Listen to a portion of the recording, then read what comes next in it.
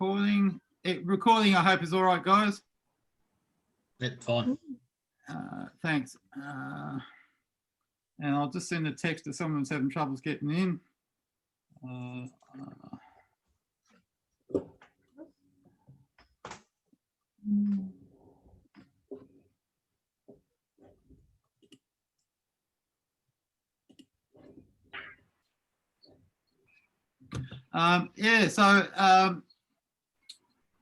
Just getting right into it. When we had to pick a topic, it was pretty easy to come up with this bit of a thought about re-emerging from isolation with Connect to Grow, which is Connect to Grow is, I'll show you shortly what that's all about. But basically, I'm just really passionate about, in terms of mental health, helping people share a few simple thoughts about how to cope. And like today, I've just been on a building site out at Burwood where there's 300 guys who they've got a deadline of something like the 7th of December to have apartments ready, and they've got no hope at all. The December 7th deadline was a deadline pre-COVID. So if you allow for the way numbers on the building sites drop down to bugger all, then 30%, and they've only been back to full strength in the last week or two. Totally unrealistic deadlines, but the deadline's still there, and they're all massively under the pump. So, you know, I've been talking to them about, you know, how to try and not focus too hard on the problem, ways to deal with feeling overloaded and so on. So in terms of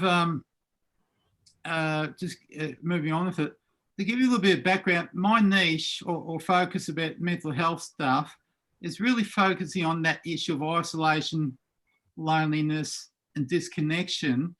And that was pretty well pre-COVID. That was what you've got in this slide is what I've been presenting for a while. The solution that I take people down the path of to tackle this isolation problem is social connection, and particularly social connection through volunteering and mentoring. It kind of gives you a win-win scenario, because not only are you basically tackling this with that, if you do social connection and things like I know Brent does with the Masters Footy Club, how good is that kind of environment where you get together with other people, similar interests, and it works very well in terms of providing that comfortable, safe network to share thoughts and ideas. I take social connection and say, what about a bit of volunteering and mentoring? And it's amazing how I've found that works over time. And I'll share a few little case studies about that shortly. So just to try and kind of, I found when I first started public speaking about mental health stuff, it's hard to kind of cover everything in terms of all the problems and all the solutions, but it's much easier just to try and pick a niche. So that's my niche. And what we're going through at the moment, it's a fairly challenging, but I think the major word that I would suggest that's appropriate is change. And we've had to go through some significant changes this year. And you've only got to say, this could be 6 months ago, we're just heading along, head down, bottom up, doing just what we'd normally do. And then all of a sudden, February, March this year, we had a complete change to the way things operate and how we work. I don't have to dwell on that too much. The whole world has turned on its head. And I think describing it as a period of chaos is a pretty fair way of summarising what went wrong. Now, there's two lots of businesses out there at the moment, two lots of people. Those who have just got their head in the sand saying, I don't want to change, and they're probably going to struggle harder. Whereas those who have grasped the reality of what's going on, they're still surviving. And not just surviving, there's a lot of industries and individuals out there who are actually thriving in the new environment. Personally, I've gone from working 3 days a week to pretty well 5 days a week, because I've picked up an extra couple of days a week helping people who are struggling in this phase in the construction industry. And you all know that concept of habits, where there's an element of if you push back and change and you don't want to cope, you're going to go through this kind of process here, being a bit grumpy about the whole thing, and there might be a bit of resistance. But once you grasp what you have to do, basically at the moment, to change from the old paradigm to the new paradigm, you get this element of a breakthrough, whether it's new business opportunities, personal opportunities, and then just move on with it. So basically, this is if you want to stay there, that's a head in the sand approach. Here, very much, okay, we've got a different world. What do I have to do to adapt, change, and fit in with it?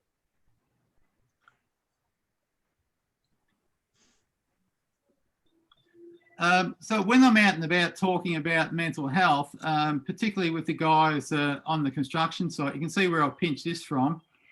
I do a lot of what I call R&D with this mental health stuff. R&D is short for rip off and duplicate, but I always credit where I've got the source from. So these are a bunch of blokes in the wheat belt over in regional Western Australia. I thought, what a great way for me to initially approach guys on a construction site, because you can imagine, like I just described earlier, they're busy, they've got deadlines at the moment, and how the hell do I engage? So it's a very quick conversation. Hi, how you going? Hopefully you're hanging out here. It's not uncommon to be in this situation at the moment, particularly with the COVID thing.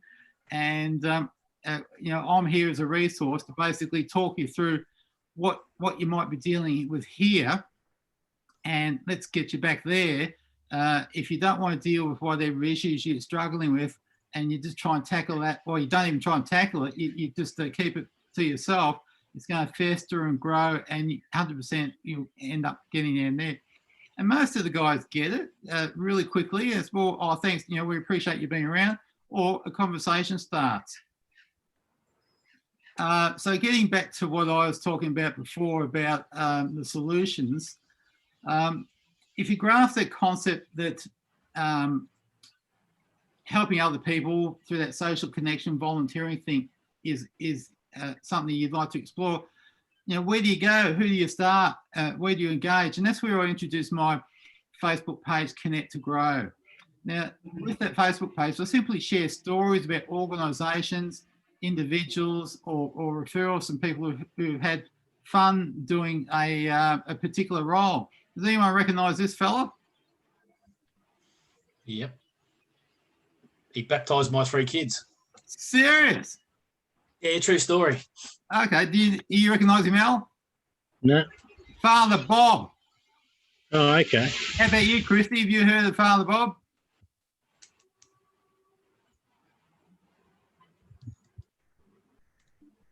You're muted. What's going on? Ask to unmute. Oh, yeah. Yeah, thank you. No, I haven't. Yeah, well, it's worthwhile just Googling Father Bob Maguire. And Brent, give us a short version of how the hell you got to get your 3 kids baptised by the great man. My now ex-wife, her family was part of his parish.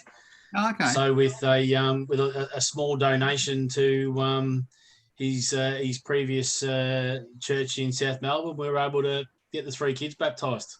Oh, good work. I met him when I was living in St Kilda, and you probably gather I lean a bit this way to volunteering and helping others. And I had a chat at his foundation. Said, "Well, what can I do?" And he said, "Well, you can join us on Sunday night, where they feed the homeless and the drug addicts and all the street people around St Kilda." And it's an amazing experience. There's 100 or so people line up at the back of Ackland Street for a feed. Very respectful. It was a very humbling process to engage with him, and it's a great experience. So I've always been a bit of a rap for Father Bob and what he does with engaging those in our society who are really at their worst. Is that still going now? Is it, Tony? Yeah, absolutely. Yeah. He's kind of getting slower and slower, and it'd be one of those ones where it'd be interesting to see how long it keeps going, Al, once he's not there himself. Yeah, right. Yeah. That might be a little bit of a challenge because he had huge personal networks, very strong with the union movement, and he calls everyone comrade. And I don't think I ever told him that I ran for the Liberal Party. I think I kept that one under my belt. So, so the idea of Connect to Grow again is to share stories, and if the stories that I share don't resonate, I'd say just hit the Contact Us button. And when you hit the Contact Us button, that gives you a direct link to the search engine for Go Volunteer. So that's the biggest database of volunteering opportunities in Australia. And the great thing about it is you can kind of work out what you want to do in terms of whether it's just a one-off event through your school, through your work. If you're a tree hugger, you can go down that path. Or this is a big one, volunteering in an emergency. And there's great uptake where, with the bushfires over summer, I've got a number of mates who had fantastic experiences going down to Gippsland and giving the farmers a hand rebuilding fences or whatever it was they needed a hand with. And I'll never forget the email I got from someone after I did one of these presentations where I normally show a photo of a guy working down with a farm aid in Gippsland. And the guy sent me the email, basically said, the short version was, I've just been divorced, my best friend died of cancer, and there's all this negative shit going on. And he was really, in a bad way mentally. And someone told him, why don't you go try volunteering down there? He spent 2 weeks helping a farmer. He met some other great people, and it helped him recalibrate, reboot himself, and just kind of let go of a lot of the stuff that he was struggling with mentally through that act of helping someone else who needed a hand, meeting other like-minded people. So I hope that little example makes sense. And interesting thing, why I kind of picked on this topic too, is that you can see there's about 12,500 opportunities there at the moment. That's the old number. At the moment, they're down about 30% because of the coronavirus. So if you extrapolate that across a lot of these great organisations out there that they've had to shut down, they're going to need fresh volunteers again. And my concern is that a lot of organisations like, say, the Geelong Food Relief Centre, where 90% of their volunteers are probably north of 70 years old, a very fair chunk of them won't come back, whether the restrictions or once they've stopped, it's hard to crank up again. So it's really important to just, I think, share this message about, if you're struggling, the short version I give is that from a mental perspective, maybe consider volunteering so that you can engage with like-minded people. It's a really safe environment because generally speaking, if you're a bit fragile, like I can refer to when I went through my divorce, I'd sold my business, so I was out of work at the same time. Then all my assets got locked up in a legal shit fight. I was really struggling. And a friend of mine suggested I go and join Rotary. And I've been pushing back against that for years. And but the great thing it did was, again, safe environment. It's not too many Rotarians in a Rotary Club are going to take you down, take advantage of how you're going. I started doing some local stuff in terms of volunteering. But then I ended up in places like the backwaters in New Guinea, Central Australia, Arnhem Land. So it's really opened up, a pretty cruisy type of lifestyle that Brent was alluding to before. That I think, prior to breakups and all that kind of stuff, I don't think I would have dabbled put my toe in the water of if it wasn't through the opportunities that were presented through engaging in things like Rotary. This is a phrase I love to use and try and live by. The best exercise that you can do is to help someone else who's down to get up. So that's kind of my focus, or my kind of way of looking at who will I engage with to help with volunteering and so on. If it's people who are struggling, I'm really motivated to try and give them a hand. So that's just a bit of a personal philosophy I try and live by nowadays. And I kind of explain that in terms of Maslow's hierarchy of needs, where most of us are kind of rocketing along, where we tick off all the basic Maslow principles. And although having said that, at the moment, safety and security has been a bit of a challenge with all the COVID-related issues. So, we have all these needs that we've got to tick off to be happy, healthy, and complete. And that's all. Maslow developed this theory back in the 1930s, and I kind of add up the little Wi-Fi thing just to throw in an extra layer of what we cope with nowadays in terms of not switching off emails at night, maybe too much social media. And even if you listen to the news today, my God, they're saying the Chinese are going to get to us through TikTok and all these app things. It's like, everyone's doing their head in about all this stuff. But back to this kind of phrase here, getting to the top of Maslow's hierarchy, we have self-actualization and esteem. It's a bit hairy-fairy, this kind of stuff, but I kind of lump that into the one word, self-esteem, and propose that you might be happy with work and, family's okay, so ticking off these bottom ones, but something's missing. And I've found that basically applying this phrase, helping other people, really gets you to the top of the tree in terms of Maslow, because of the boost to your own self-esteem. It brings out some characters like talk about here about problem solving, creativity, because it's very motivating helping other people. So hopefully that makes a little bit of sense. And this is just a couple of little graphics that show, in theory, people out socialising here, having a coffee, but they're not present. They're just getting engaged with other people who aren't there. And they're really important to tackle this kind of thing every now and then. Switch off, chill out, take it easy. So that's just having a bit of a go at that point. So just a couple of quick case studies to wrap up before I just throw open to you guys for a big comment or feedback. Social connection through mentoring. Back when I was doing the Leaders to Geelong program, I read an article in the Geelong newspapers about this young kid called Elijah Vetma. And unfortunately, it's a pretty sad story. He had written to the Geelong Advertiser basically saying he's sick of being bullied because he had Asperger's, and he was suicidal. And at that stage, I was doing a program with the committee for Geelong called Leaders for Geelong, and we were a bit gobsmacked about, Elijah's situation. So we thought, he needs a bit of a pat in the back. So for the simple act of creating a certificate where we made him an honorary leader for Geelong, because we felt the public stand he took against bullying was worthy of being acknowledged.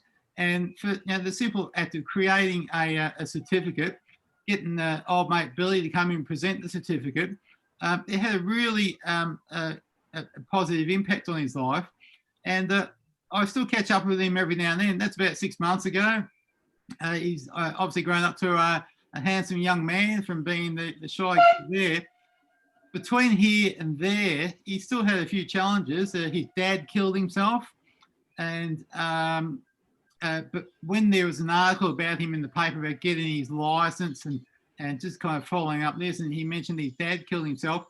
He also mentioned in that article how much of an impact this evening had when he was a kid, and really struggling as a kid. So it's really simple stuff. I call that RAOK, a random act of kindness. Any one of us can do that, and it doesn't take much, to connect with someone like him, have a coffee every 6 months or so, or phone call every now and then.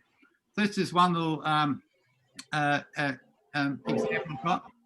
The other one I just wanted to share in terms of something else I do is I've been involved in the L to P learner driver program. So you take kids from their learner driver's license to their P plates, because they either have parents who don't drive a car or have a car, or for whatever reason there's no one else to help them get their hours up. So I met Harris up here at Bacchus Marsh, and up until about March this year, we got about 80 hours through our 120 hours, and it's been a hold. But this Sunday, we're actually going out again.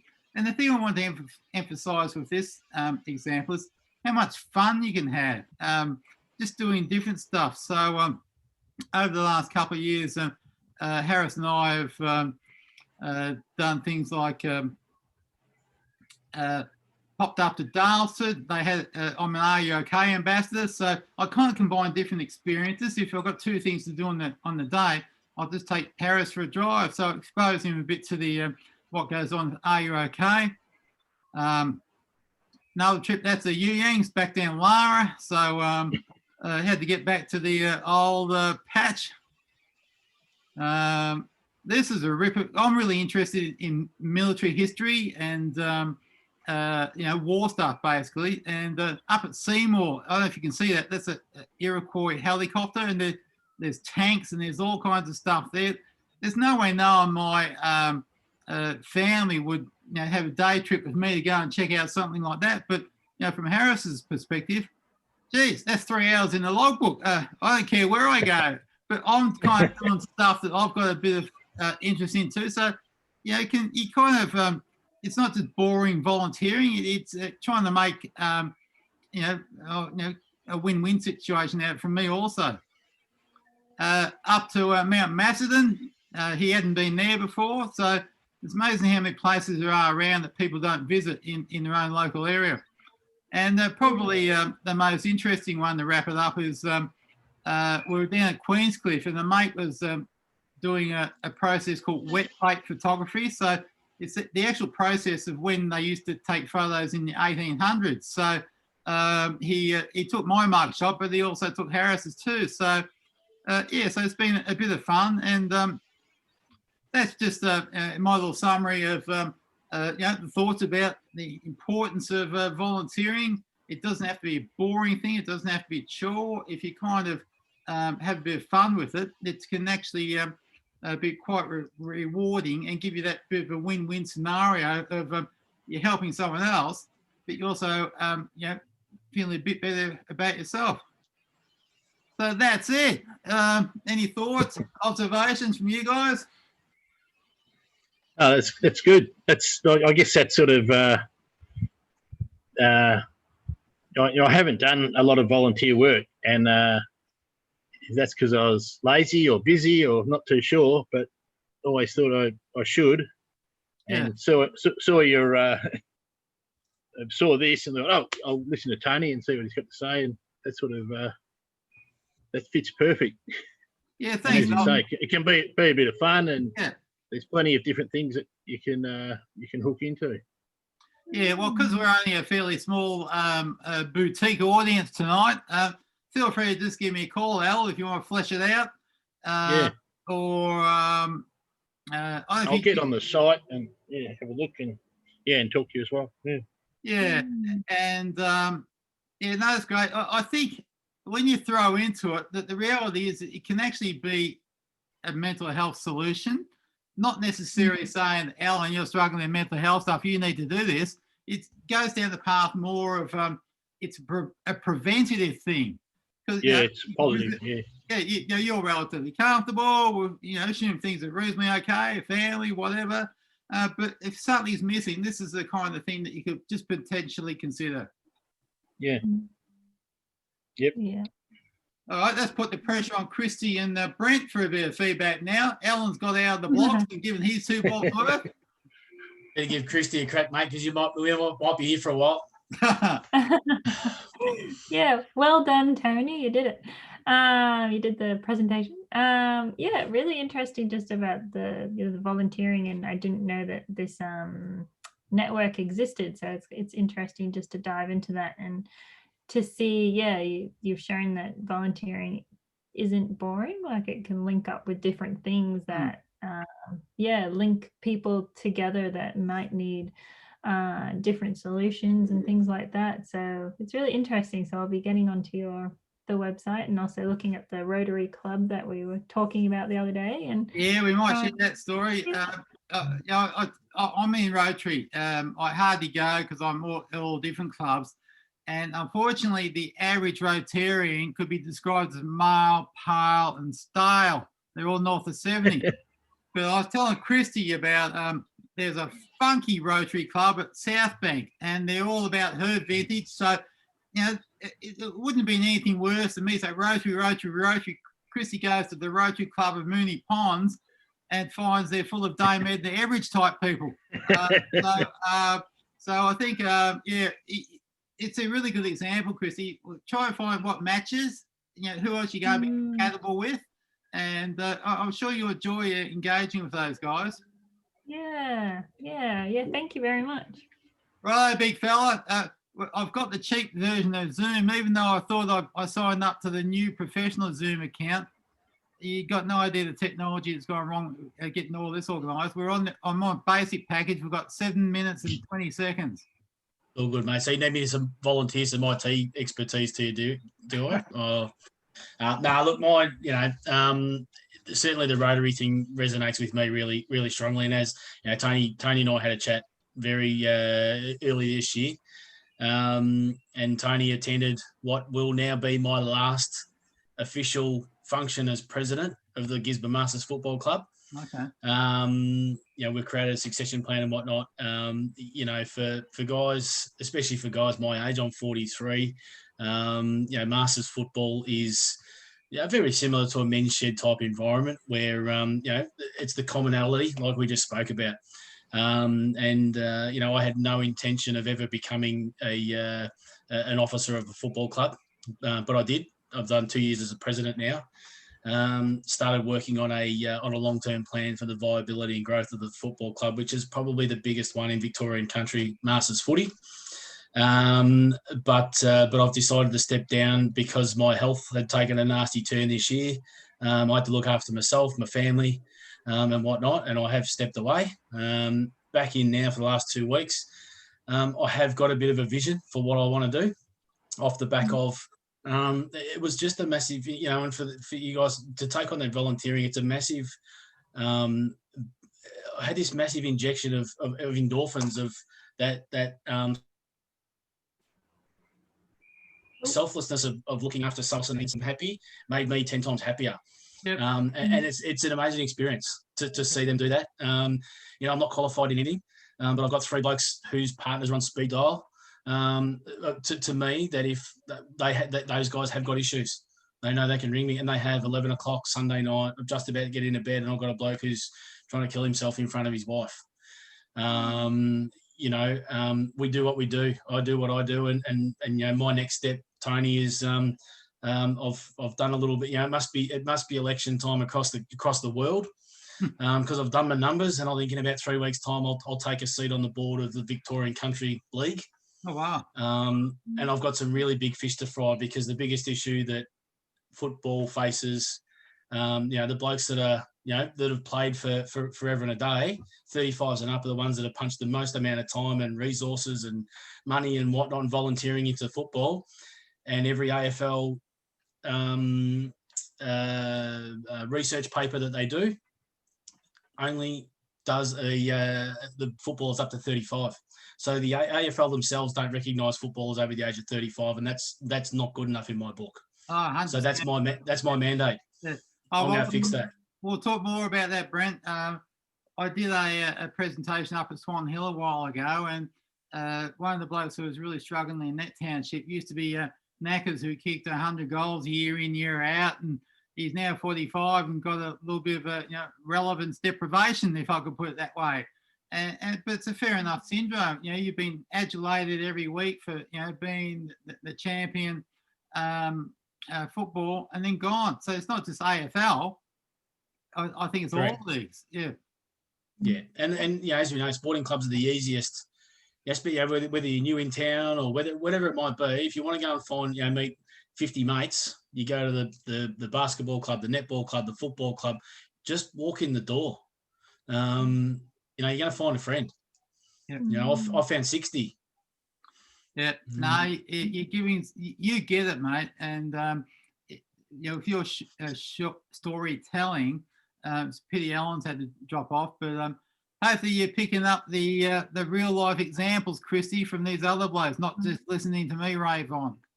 I am indeed, Tony. Yeah, well, good. I'll send you all because I've got email addresses, a few little bits and pieces. Brent's maybe already seen some of the stuff I share, but I'll just send a little article. One thing I was going to say, Brent, one of my talks recently, the topic's been self first is not selfish.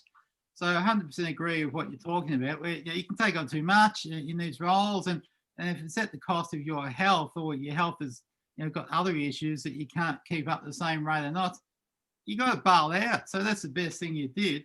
Bail out, recharge, and have another go once you've got yourself lined up again. That's it. And look, the best way that I could put it, and I think you might have heard me say it as well, Tony. It's the safety demonstration that we don't listen to, Christy, when we're on the plane, and when the risk, when it hits, and the oxygen mask is the best analogy that anyone can ever use. Yeah. It's yourself first, and then help others. If you're not there to help, if you're not right, then you're no chance of helping. It's really simple. Yeah. Yeah. Another one I'd heard that was really good was like that the heart takes the best blood for itself before sending that around the rest of the body. And I was like, that's so true, because without the heart, you got nothing. So, Yeah, good point. Yeah, true. Okay, guys. Well, we might jump the gun on the countdown clock and bail out. Thanks for jumping on a Friday night. You never know the right time to do these things. And I'll be, don't be strangers, both of you. Yeah, all the best. Nice to Thanks, meet you, guys. Thanks, Tony. Cheers, you too, Christy. Cheers. See ya.